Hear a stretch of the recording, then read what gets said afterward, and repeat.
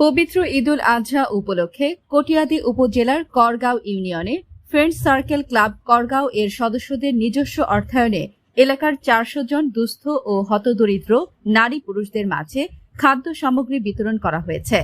মোহাম্মদ আশরাফুল ইসলাম রাজন জানান, রবিবার সকাল 10টায় করগাঁও ইউনিয়ন উচ্চ বিদ্যালয়ের মাঠে এই খাদ্য সামগ্রী বিতরণ করা হয়।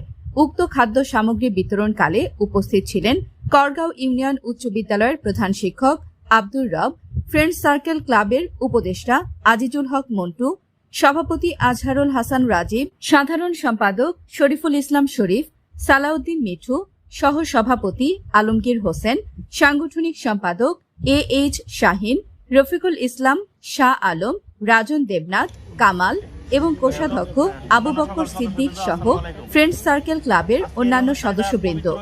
এ সময় ক্লাবের সভাপতি আজহারুল হাসান রাজীব বলেন, ফ্রেন্ডস সার্কেল ক্লাবের সদস্যদের মধ্যে দেশে এবং প্রবাসে অবস্থানরতদের আর্থিক সহযোগিতায় প্রতি বছরের ন্যায় এবারও করগাঁও ইউনিয়নের 4 শতাধিক অসহায় ও গরিব মানুষের মধ্যে খাদ্য সামগ্রী হিসেবে সয়াবিন তেল, পোলাও চাল, পেঁয়াজ, চিনি ও সেমাই বিতরণ করা হয়েছে।